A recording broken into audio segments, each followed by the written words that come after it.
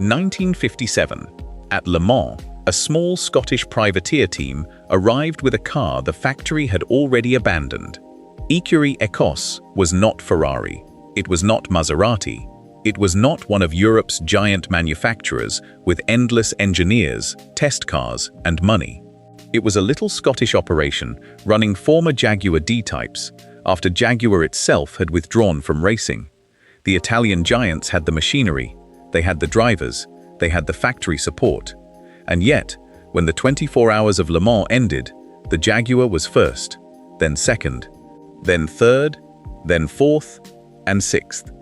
The Italian challenge had been torn apart. The winning D-Type had covered 327 laps and 4,397 kilometers, averaging more than 183 kilometers per hour, while Flockhart and Ivor Bueb finished 9 laps ahead of their own teammates. Jaguar had already conquered Le Mans in 1955 and 1956. Now, with the factory gone, its supposedly obsolete racing car did it again. They had called British teams garage builders. They had treated Jaguar's XK engine as old-fashioned. What they did not know was that the D-Type had one last humiliation waiting for them. This is the story of the 1957 Jaguar D-Type. The car did not begin as a fashionable British sports car. It began as a problem. By 1954, Jaguar had already established itself at Le Mans with the C-Type, winning in 1951 and again in 1953. But the competition was changing quickly. Mercedes-Benz had enormous technical resources, while Ferrari was building increasingly sophisticated sports racers around powerful engines and experienced factory teams. Jaguar's competition department, led by team manager Frank Lofty England, understood that the C-Type was reaching the limit of what its basic design could achieve. Engineer William Haynes needed something stronger, lighter, and more aerodynamic. The answer was the D-Type.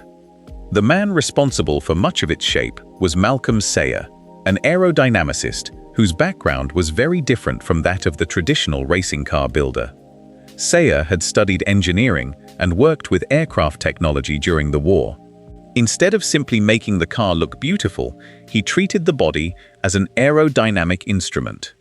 The prototype was completed in May 1954 and immediately went to Le Mans for testing. Tony Rolt drove it. He broke the circuit lap record by 5 clear seconds. That was the warning. The D-Type was not simply a prettier C-Type, it was a completely different approach to endurance racing. But the car still carried something that looked old-fashioned, a straight-six XK engine. The difference was that Jaguar knew exactly how to make it survive. The D-Type looked strange, even by 1950s standards. Its nose stretched forward like an aircraft fuselage, while behind the driver stood a tall fin that looked almost excessive. It was neither decoration nor styling theater. Every part had a job. The long nose helped manage airflow and reduce drag at high speed. The fin helped stabilize the car when it was moving quickly down the enormous Mulsanne Straight. And underneath the aluminum body was the real breakthrough. Instead of building around a conventional ladder-style frame, Jaguar used a lightweight monocoque structure for the front and central portion of the chassis.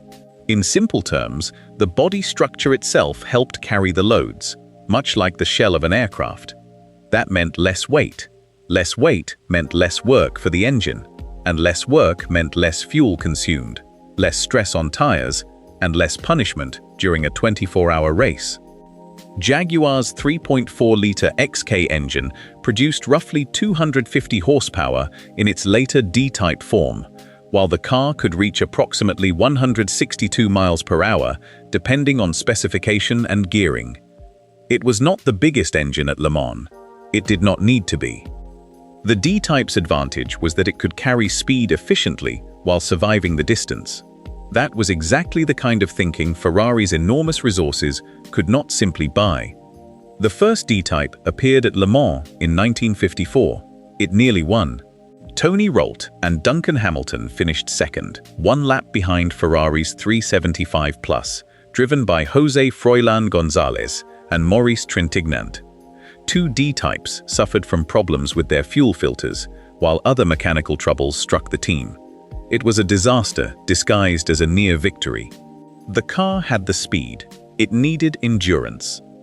The following year, Jaguar returned with a more developed machine. Mike Hawthorne, a hard-driving Englishman who had already become one of Britain's most famous racing drivers, shared the winning D-Type with Ivor Bueb. Jaguar won the 1955 24 Hours of Le Mans. The D-Type had arrived. Then came 1956.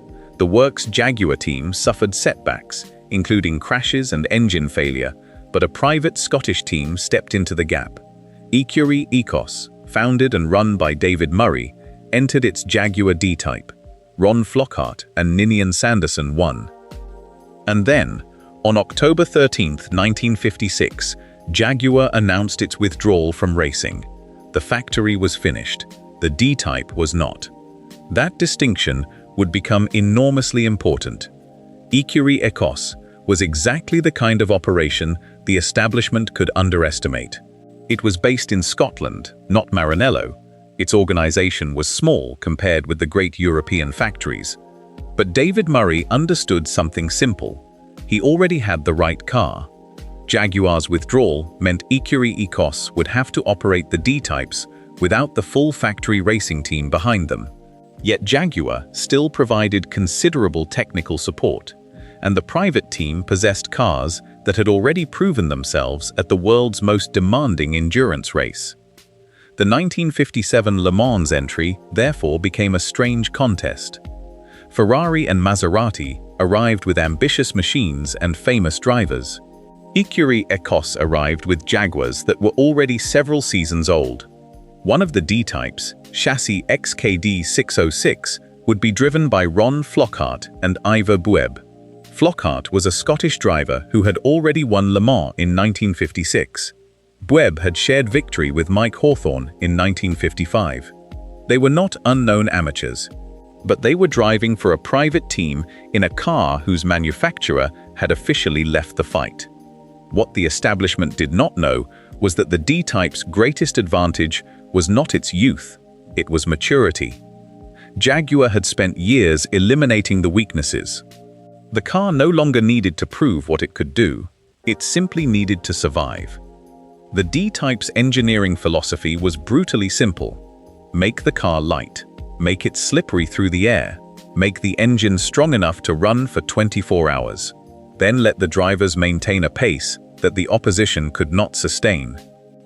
The XK engine was a 3,442cc straight-six with double overhead camshafts. That sounds complicated, but the basic idea was straightforward. The engine used separate camshafts to control the opening and closing of the valves more precisely at high engine speeds. That allowed Jaguar to extract serious power without relying on an enormous engine. The chassis was equally unconventional. The monocoque section made the central structure strong without requiring a heavy conventional frame, and the bodywork was shaped around aerodynamic efficiency rather than decoration. Even the famous tail fin was functional. At Le Mans, that mattered. The circuit was dominated by long, fast sections where aerodynamic stability could mean the difference between a car that felt planted and one that became nervous at high speed. Then there were the brakes. Jaguar had already pioneered the use of Dunlop disc brakes on the C-Type. The D-Type continued that philosophy. Disc brakes allowed braking performance to remain more consistent than the older drum systems, especially as temperatures climbed. Think about what that meant. The D-Type was not only fast when everything was cold and perfect, it was designed to remain usable after hours of abuse. That was the real weapon. Not one spectacular lap, thousands of kilometers of controlled punishment. Jaguar's own heritage records describe the D-Type as combining its advanced monocoque construction and low-drag body with the proven XK engine, producing a car capable of more than 170 miles per hour in prototype form. It was crude in places. It was also extremely effective. The 1957 Le Mans field was enormous. 54 cars started. only 20 were classified at the finish. The circuit measured roughly 13.46 kilometers, and over the course of the race, the winner would cover 327 laps. This was not a sprint, it was mechanical warfare. Ferrari entered powerful machinery. Maserati entered its own serious challenge.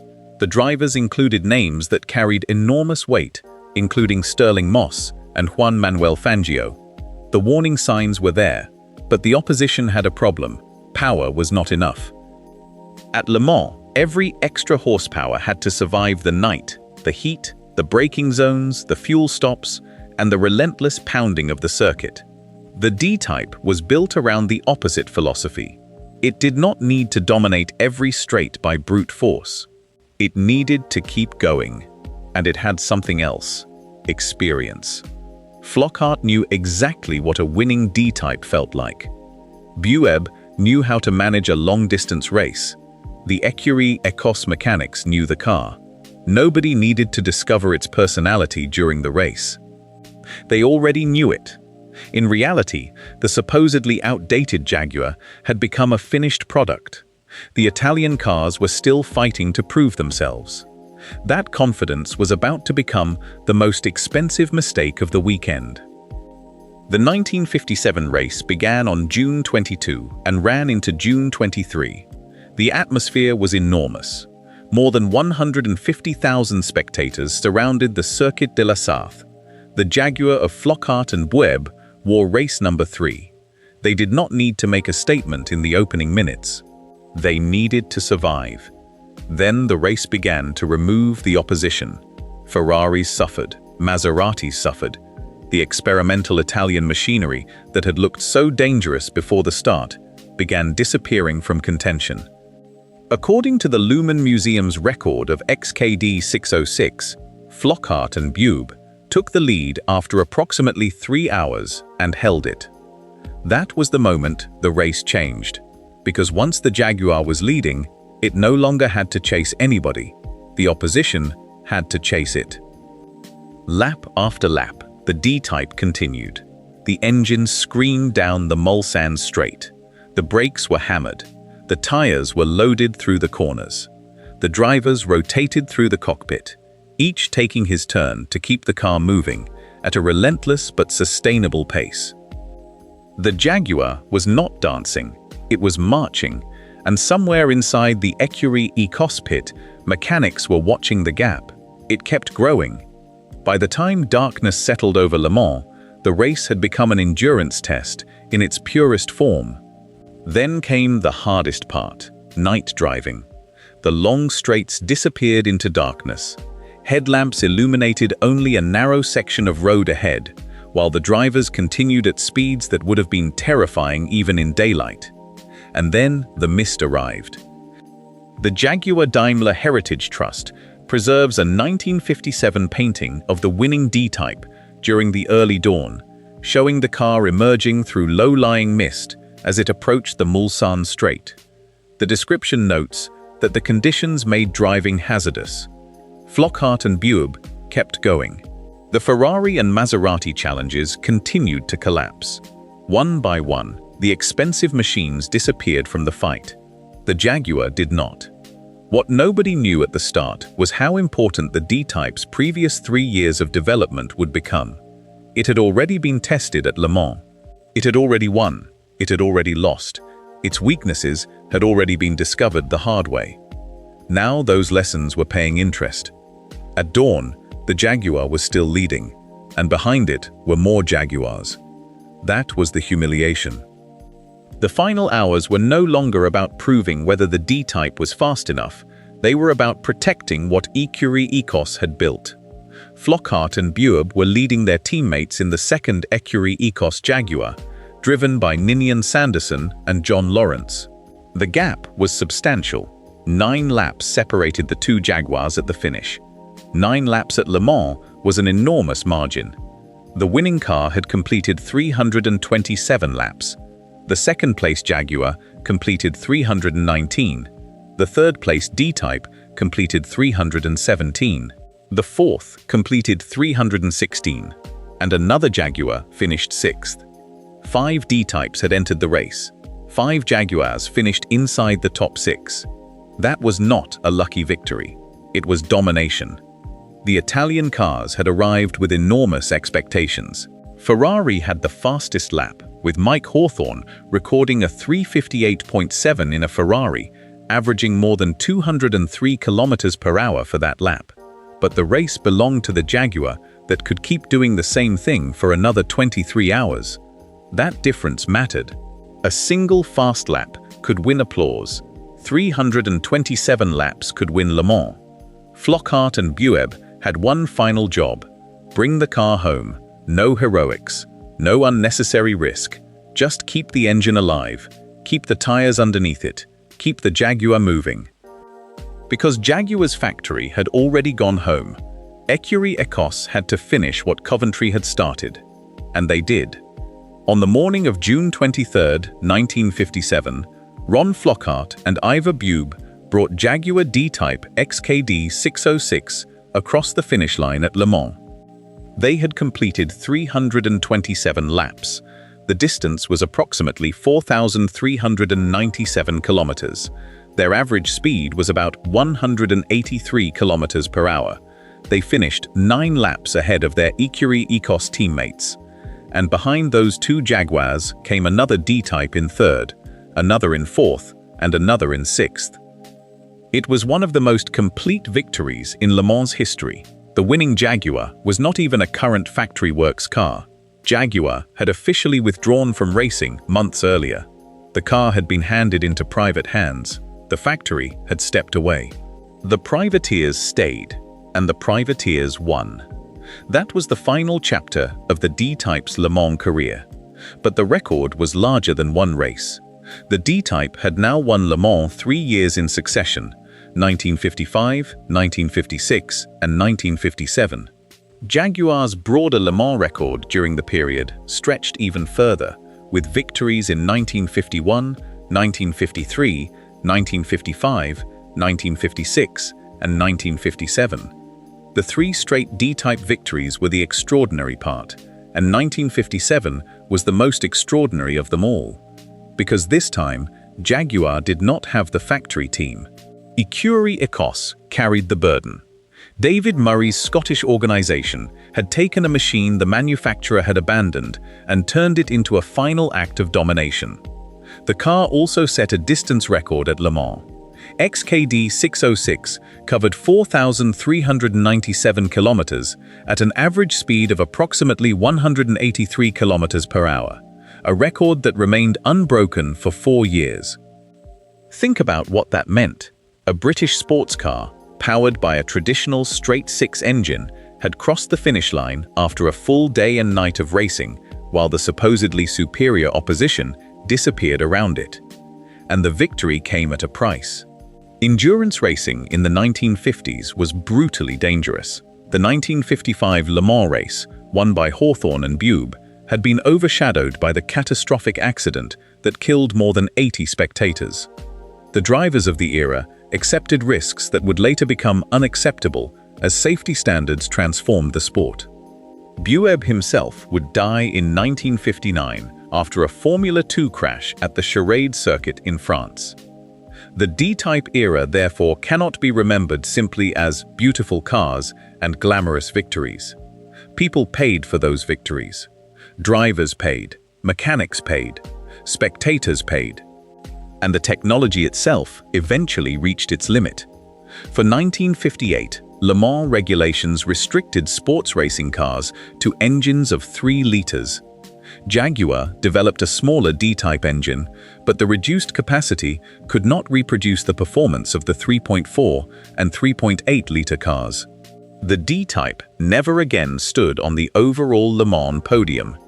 That made 1957 final, the final victory, the final great D-Type assault, the end of Jaguar's first great Le Mans dynasty. And yet the design did not disappear. The lessons of the D-Type lived on in Jaguar's road cars, most famously through the XKD, a road-going derivative of the racing machine. The philosophy also remained visible in later Jaguar competition cars. Decades afterward, Jaguar returned to the top of Le Mans with the XJR9 in 1988, and again with the XJR12 in 1990. The names changed, the engines changed, the circuits changed, but the principle remained. Build the car around the race, make it efficient, make it strong, and never assume that the biggest factory automatically owns the finish line. In 1957, the establishment had the money. The Italians had the famous names. The factory teams had the newest machinery. Ecurie Ecosse had an old Jaguar. It was enough. They called British racing teams garage builders. They called the machinery outdated. Then the D-Type won, and not by inches. Not by luck, it won by 9 laps. The Jaguar finished first, second, third, fourth, and sixth. 5 D-Types inside the top 6. That was the moment the joke ended. Jaguar had already walked away from racing. The D-Type refused to walk away with it. Its final Le Mans victory proved something that still defines endurance racing today. Technology does not have to be the newest to be the best. Sometimes the difference is experience, refinement, and a machine whose weaknesses have already been discovered by somebody else. The modern endurance world is filled with factory giants, massive engineering departments, hybrid systems, wind tunnels, simulation programs, and teams operating on budgets that would have seemed impossible in 1957. But the D-Type's lesson survived. Porsche, Audi, Toyota, Peugeot, Ferrari, and the modern factory programs that followed all learned the same fundamental truth of endurance racing. Speed means little without durability. And no matter how advanced the machine becomes, Le Mans still rewards the car that can survive the night. The D-Type got there early. It did it with aluminum bodywork, a straight-six engine, disc brakes, a monocoque structure, and a Scottish private team that refused to accept that Jaguar's withdrawal meant the story was over. The factory had quit. The garage had not. And that is why the 1957 Jaguar D-Type remains more than a beautiful racing car. It was the last victory of an era, the final proof that a private team could take a supposedly finished factory weapon and defeat Europe's greatest manufacturers on the world's greatest endurance circuit. They laughed at the British garage teams right up until the moment the Jaguar crossed the finish line. Then the laughter stopped.